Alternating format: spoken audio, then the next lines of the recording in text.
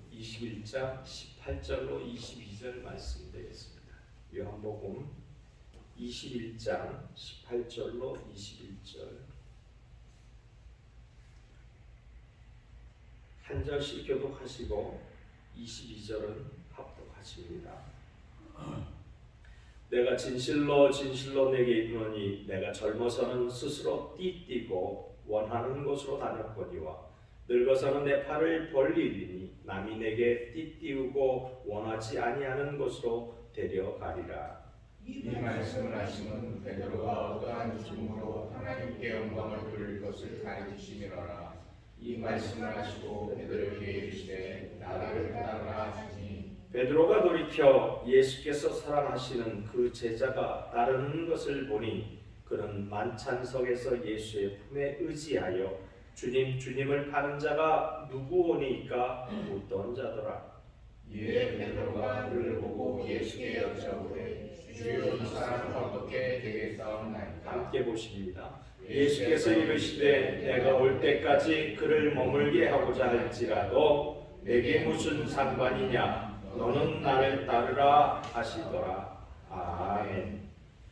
이 본문 말씀을 가지고 두 팔을 벌려 따르라 라는 제목으로 하나님께 은혜를 사모합니다. 여러분, 두 손 두 발 다 들었다 라는 말을 자주 하죠. 뭐 할 때 그 말을 씁니까? 나 항복했어, 내가 졌다, 이럴 때 두 손 두 팔 다 든다고 얘기합니다. 마찬가지로 오늘 본문 말씀의 제목을 두 팔을 벌렸다 그리고 따르라 라는 이 말은 결론부터 말씀을 드리죠. 이 항복했다는 뜻입니다. 항복했다.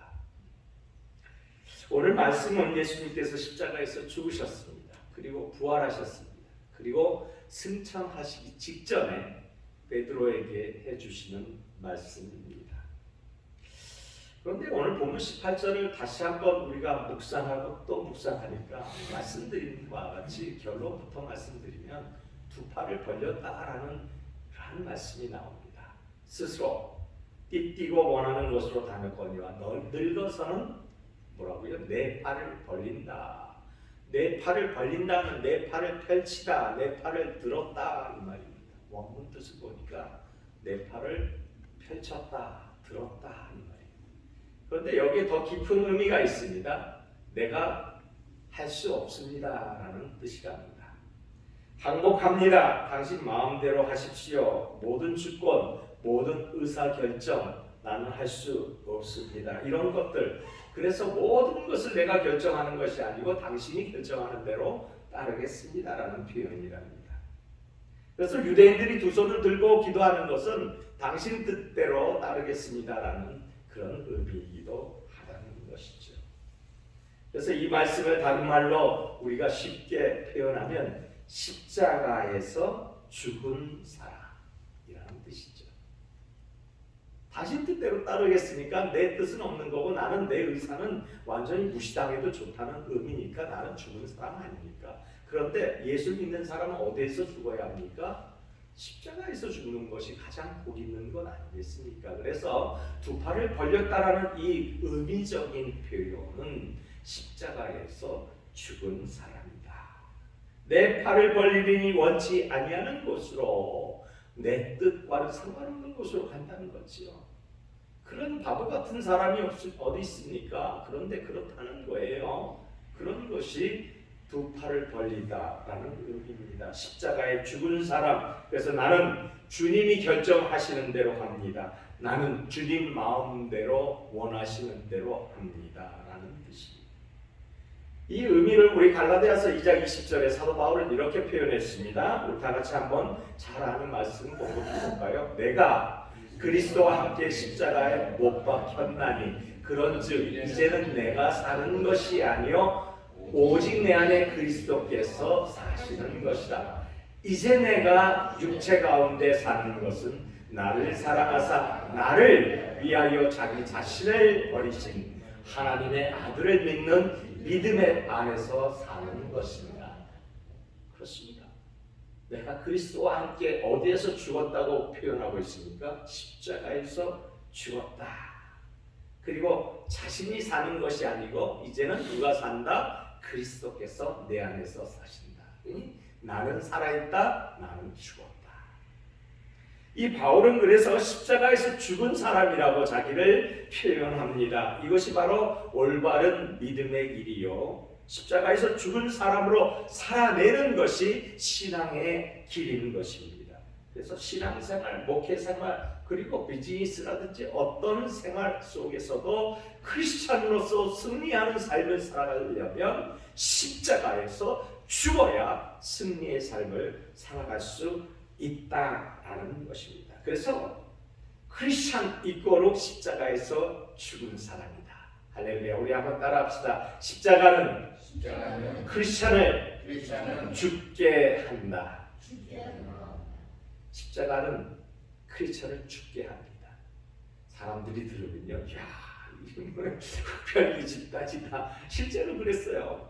뭐 막 성찬식을 막 포도주로 하니까, 거기 가면은 로마 시대 때 사람들이, 야, 그 기독교 가면 사람들을 잡아먹는 흡혈귀들이 모이는 집단이더라. 소문이 나가지고 핍박이 더 심해졌지 않습니까? Anyway, 크리스찬은 십자가에서 죽은 사람들의 모습이다라는 거죠. 그래서 크리스찬은 십자가 죽어야 된다. 그런데 아니, 죽는 것을 쉽게 얘기하는 것이 우리 기독교 말고는 또 있겠습니까? 그런데 죽고 사는 것이 어디 쉽습니까?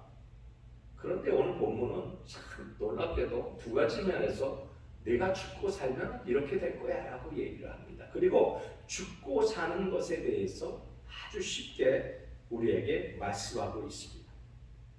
자, 그러면 어떻게 십자가로서 죽는 사람의 삶에 살아갈 수 있을까요? 오늘 본문을 보니까 하나님이신 예수께서 나를 따르라 하십니다. 나를 따르라. 여러분, 말씀을 하실 때, 오늘 말씀하실 때 승천하시기 직전 아니겠습니까? 그런데 본문에 아주 중요한 말씀 두 번이 나오는, 반복되는 말씀이 나옵니다. 그것이 뭐냐면 나를 따르라, 너는 나를 따르라, 이런 말씀을 계속 반복적으로 해주고 계시다는 것이죠.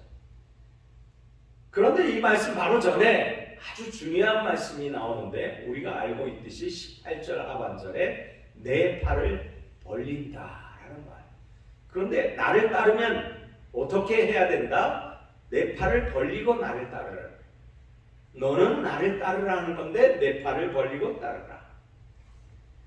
여러분, 정치범으로 살다가 십자가 극형을 달아하신 분이 예수 그리스도입니다. 그분은 철저하게 무시당하셨습니다. 철저하게 가난하셨습니다. 철저하게 핍박당하셨습니다.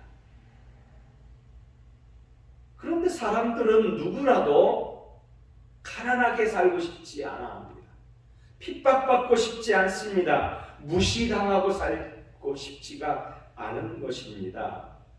혹 무시당했다고 생각하면 속에서부터 분이 일어나기 시작합니다. 또 가질 것 없이 가난하게 살면 상실의 시대를 살아가야 하는 것은 자명합니다. 다 잃어버리는 것처럼 보이는 거예요. 현대사회에는 물질은 능력이라고 물질 만능 세대로 접어들고 있습니다. 핍박받았다고요? 계속 핍박받으면 어떻게 살아갑니까? 핍박받는 삶을 누가 좋아합니까? 그래서 무시당하지 않고 가난하지 않고 핍박당하지 않으려고 사람들이 오늘도 열심히 살아갑니다. 그런데 성경을 가만히 보니까 내가 리더십이 있고 내가 능력이 있고 내가 더 뛰어난 사람이 되고 싶어하는 그런 마음에서 가난을 벗으려고 발버둥하고 무시당하지 않으려고 발버둥하고 핍박받지 않으려고 능력과 권력을 손에 쥐려고 발버둥할수록 그것은 마귀의 유혹이라고 성경은 명확하게 우리에게 말해주고 계시다는 것이지요. 마귀의 유혹이 되는 거예요. 왜냐하면 마귀가 본격적으로 공격하기 전에, 하나님의 사람들을 본격적으로 공격하기 전에 무엇을 전초전도 살짝 건드려 보냐면 자존심, 자존감을 건드려 봅니다. 그래서요 무시하기 시작해요. 그래서 살짝 떠보는 공격을 해요. 이 전초전이죠. 총 공격하기 전에 뭔가 이렇게 살피는 척후병과 같은 그런 역할을 이 마귀는 유혹 속에서 우리의 자존감과 자존심을 건드려 봅니다. 그리고 난 다음에 저가 분이 나기 시작한다. 살살 약을 올립니다. 그리고 마음을 건드리는 이 전초전이 성공하겠다 싶으면 전방위적으로 공격이 들어오는데 그것은 본진 공격이라고 할 수 있는 시기, 질투, 미움, 다툼, 그래서 궁극적으로 분열, 전쟁, 그리고 죽음까지 사탄은 공격해 들어옵니다. 화력이 집중이 되는 것이죠. 그런데 성경이 가르치는 이 성경적인 리더십, 성도의 모습은 어떤 성도의 모습이 되어야 하느냐? 어떤 리더십이 되어야 하느냐? 섬김의 리더십이 되어야 한다. 섬김의 모습으로 되돌아가야 한다. 나는 십자가에서 죽었습니다. 내 자아는 없습니다. 내 뜻도 없습니다. 내 지식도 가치도 없습니다. 내 의지도 없습니다. 오직 성령님께서 주의 인도하신 대로 따라갈 따름입니다. 그래서 성경적 리더십은 섬김의 리더십이고 섬김의 삶이라는 사실이에요. 그래서 더욱더 강력한 리더십을 갖기 원하는 이것은 악한 마귀 사탄이 우리에게 자꾸 유혹으로 불러일으키는 것이고, 우리가 섬길수록 더욱더 강한 리더십을 갖추게 되는 이 더 아름답고 가장 복되고 사랑스러운 리더십을 갖출 수 있는 방법은 하나님이 주시는 섬김의 리더십이더라 이 말입니다. 그래서 섬김의 완성은 예수 그리스도이신 것이에요. 섬김의 완성을 어떻게 표현하셨습니까? 예수 그리스도는 섬기면서 죽어버리셨습니다. 그래서 오늘 본문 18절에 이렇게 얘기해요. 내 팔을 벌리리니 남이 내게 띠띠우고 원하지 아니하는 곳으로 데려가리라. 이 말은 뭡니까? 수동적으로 끌려간다는 말이 아니겠습니까? 내가 원하는 곳이 아니고 끌려간다라는 이 뜻은 뭡니까? 나는 내 의지와는 상관없이 내가 다 내어드리는 그곳에 있겠습니다라는 뜻입니다.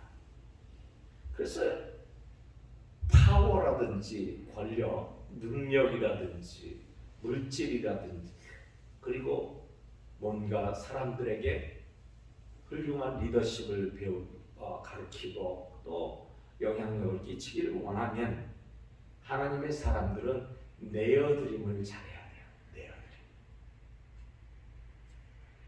기독교 사역은 그래서 철저하게 내어드림의 사역입니다. 두 팔을 벌리는 사역이에요. 팔을 벌리면 잡히는 게 있습니까? 다 잡은 것을 놓아야 되잖아요. 아무것도 잡은 게 없어요.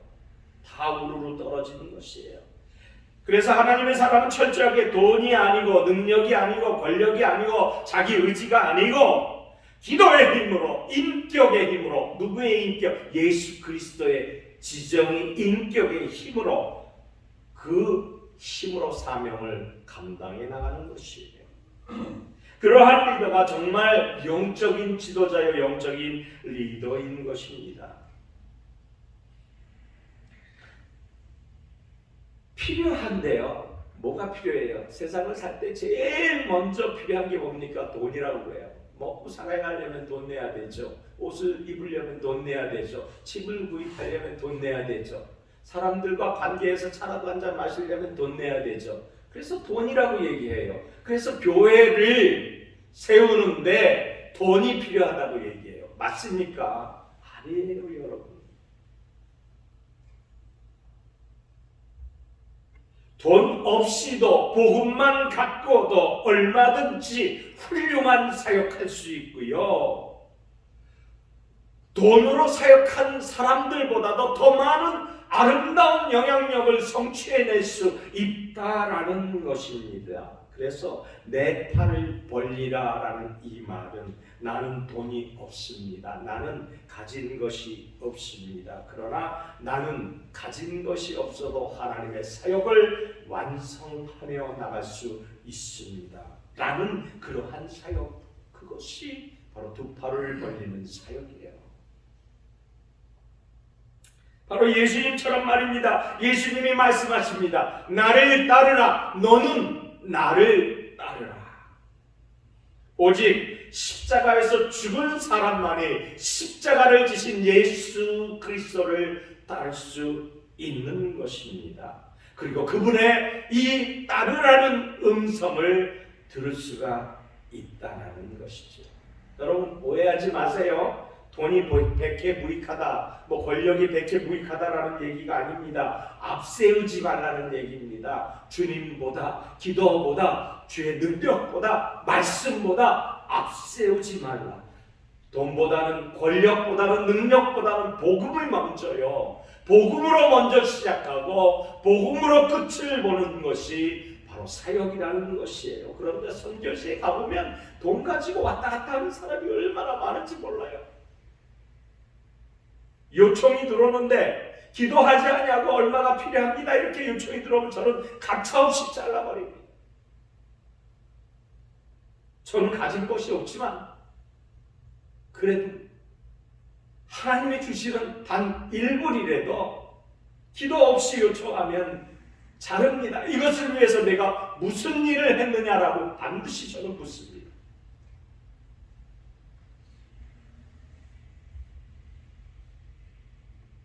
여러분 모세가 두 팔을 벌리고 200만 넘는 백성들을 하나님의 거룩함으로 인도해냈습니다. 돈으로 인도했습니까? 아니에요. 모세는 나를 따르라는 하나님의 음성을 듣고 계속해서 그 음성대로 따라갔을 뿐입니다.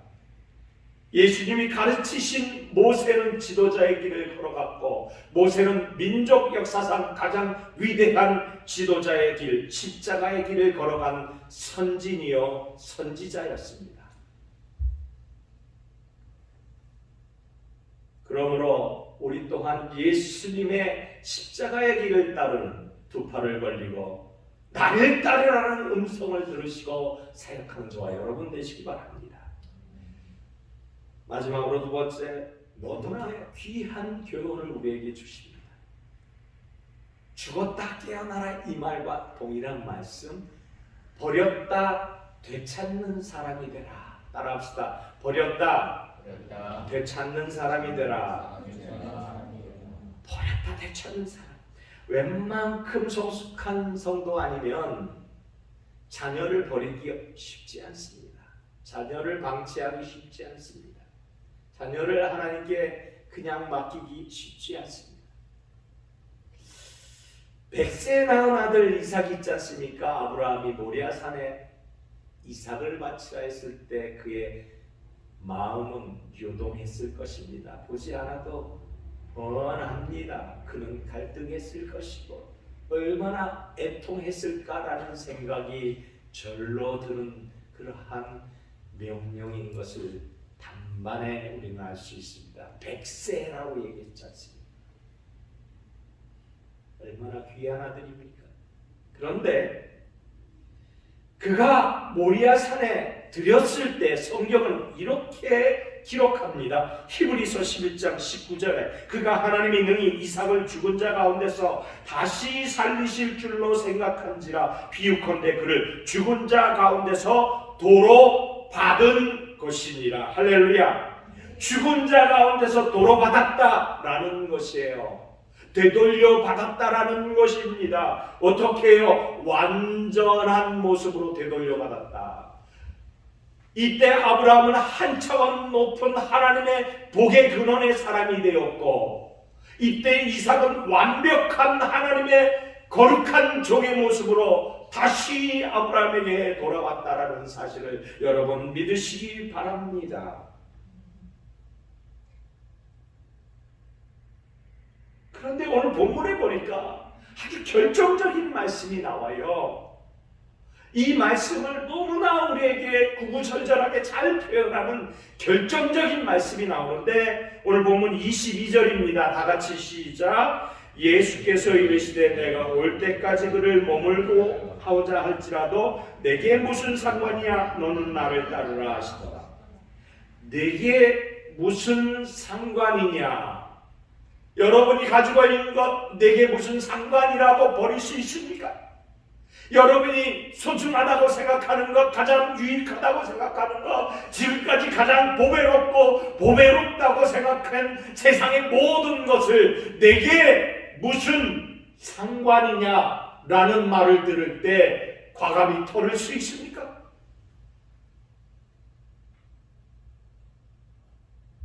아브라함이 그렇게 믿었던 것처럼 말입니다. 다시 되돌려 주셨다. 자녀를 사랑하는 것 마땅히 사랑해야 합니다. 에베소서 6장에 보면은 얼마나 자녀에 대해서 5장과 6장 사이에 얼마나 자녀에 대해서 놀라운 말씀을 우리에게 주십니까? 움켜쥐고 싶고 가지고 싶고 그리고 누리고 싶은 모든 것 내게 무슨 상관이냐? 이 말은 하나님이 빨리 치워버리고 싶다는 거예요. 왜냐하면 그것이 우리의 우상이 되어갈 수 있기 때문에.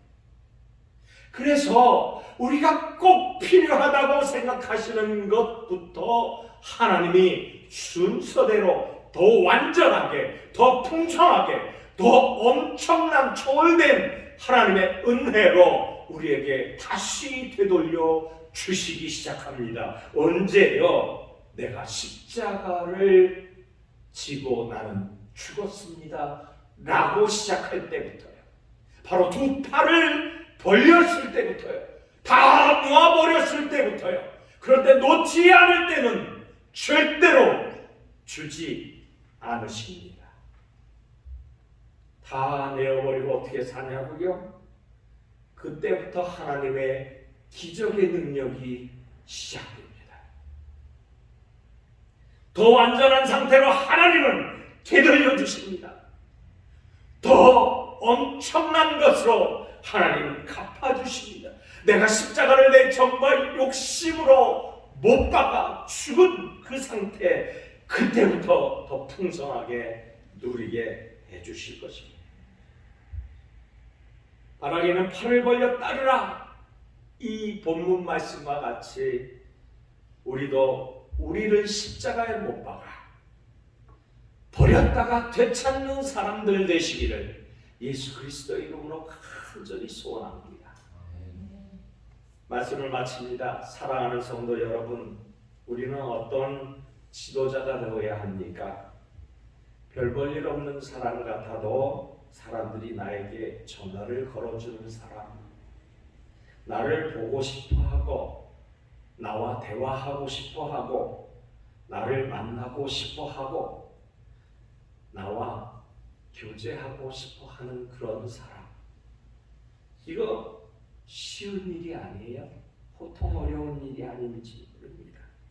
그런데 아주 쉽습니다. 내가 예수님을 사랑하고 내가 예수님을 더 사랑하고 내가 예수님의 십자가의 길을 걸어갈 때에, 그리고 예수님의 뜻에 따른다고 사람들이 보여질 때 우리의 그리스도의 편지와 그리스도의 향기는 점점점 사람들에게 영향력을 끼치기 시작합니다.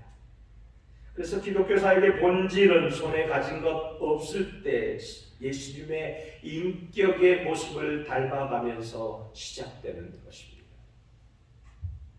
왜 안 주시는가? 구약시대 안 주신다는 날마다 기도합니다. 그런데 하나님이 왜 안 주셔요? 나를 의지하라. 신약시대에도 내일 일을 염려하지 말라라고 말씀하십니다. 내일은 또 내일 새롭게 하나님께 기도하고 하나님을 의지하고 살라는 뜻입니다. 오직 오늘은 하나님 없이는 살 수 없습니다 라는 고백으로 살아내는 것입니다. 그것이 우리 사역자와 동역자들, 사랑하는 우리의 모습들인 것입니다. 바라기는 하나님의 말씀이 이러한 하나님의 능력이 내 삶의 체질화가 되고 십자가의 아름다운 열매가 우리 삶에서 풍성하게 맺혀지시기를 예수님 이름으로 축원합니다. 기도하겠습니다.